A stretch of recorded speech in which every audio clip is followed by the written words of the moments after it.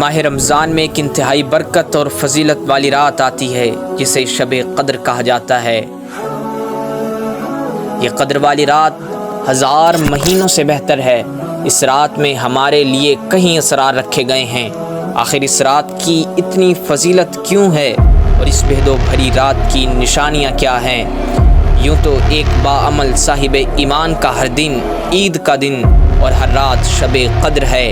ہر لمحہ آگے بڑھنے کی نوید ہے، ہر گھڑی نئی جستجو ہے، ہر پل مشکلوں کا حل ہے۔ لیکن شب قدر کی فضیلت تمام راتوں سے انتہائی بلند اور بالا بتائی گئی ہے۔ اس برکت والی رات کی تلاش میں مسجدیں نور سے بھرپور ہو جاتی ہیں۔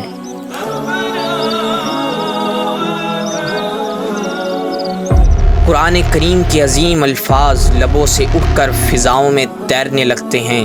زمین پر سجدوں کی طویل فصلیں کھڑی ہو جاتی ہیں اور ارک ندامت سے معطر دعائیں بام عرش تک رسائی حاصل کر لیتی ہیں۔ آخر اس شب قدر کو اتنی قدر و منزلت سے کیوں دیکھا جاتا ہے؟ اس کا جواب قرآن کریم کی سورہ قدر میں واضح ہے۔ بے شک ہم نے اس قرآن کریم کو شب قدر میں اتارا، اور تمہیں کیا معلوم کہ شب قدر کیا ہے؟ یہ شب قدر 1000 مہینوں سے بہتر ہے۔ اس میں فرشتے اور حضرت جبریل علیہ السلام اترتے ہیں اپنے رب کے حکم سے۔ ہر کام کے لیے وہ سلامتی ہے صبح چمکنے تک۔ یعنی شب قدر کی اس لیے اتنی عظمت ہے کہ اس میں قرآن حکیم انسانوں پر اتارا گیا۔ جب سارے دن، ساری راتیں، سارے لمحے خالق کائنات کے بنائے ہوئے ہیں تو اس رات کی اتنی فضیلت کیوں ہے؟ کیا اس رات قرآن کریم کے نزول کا آغاز ہوا اس لیے یہ لیلۃ القدر اتنی عظیم ہے؟ تو اس عظیم ترین رات کو حاصل کرنے کے لیے ہمیں کیا کرنا چاہیے؟ علمی مباحث میں تلاش کرنا چاہیے، یا قرآن کریم کی تلاوت کرنی چاہیے، یا ذکر و اذکار میں مصروف ہونا چاہیے، یا محض علماء کی تقاریر سننے پر اکتفا کرنا چاہیے؟ بخاری اور مسلم شریف کے مطابق جس نے شب قدر پائی، اللہ وحدہ لا شریک کی عبادت کی، اللہ نے اسے سال بھر کے گناہوں کی پکڑ سے آزاد کر دیا۔ علماء کرام کا یہ بھی کہنا ہے کہ اس شب نور میں کیے جانے والے پاکیزہ اعمال 1000 مہینوں کی ریاضت سے بہتر ہیں۔ تلاش کرنے والے کو اس شب میں کیا کچھ نہیں ملتا؟ 1000 برس کے گناہوں سے بخشش، 1000 برسوں کی عبادتوں کا ثواب، کیا صرف یہی ملتا ہے؟ نہیں، دینے والے کے پاس لینے والے کے لیے بے شمار انوارات اور عنایات کے تحفے ہوتے ہیں جو اسے بے حساب دیے جاتے ہیں۔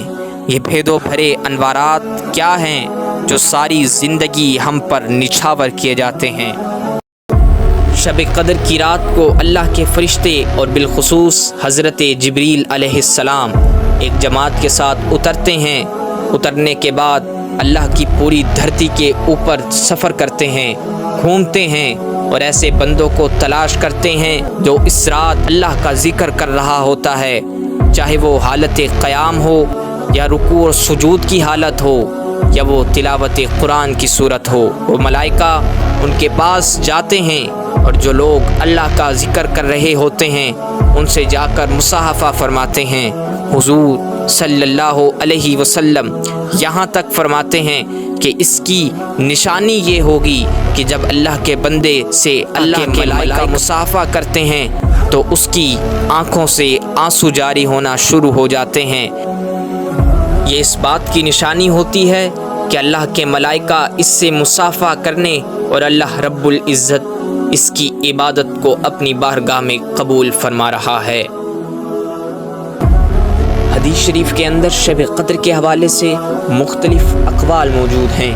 نبی کریم صلی اللہ علیہ وسلم نے احادیث طیبہ کے اندر مختلف دنوں میں یعنی بالخصوص رمضان شریف کے آخری عشرے کی 5 تاک راتوں میں شب قدر کے ہونے کے حوالے سے گفتگو فرمائی ہے۔ زیادہ تر علماء کرام کی اکثریت اس امر پر متفق ہے کہ شب قدر رمضان کے آخری عشرے میں ہوتی ہے، تاہم اس آخری عشرے کی تاک راتوں میں بھی علماء کرام کے نزدیک شب قدر کے ہونے کے زیادہ امکانات دکھائی دیتے ہیں۔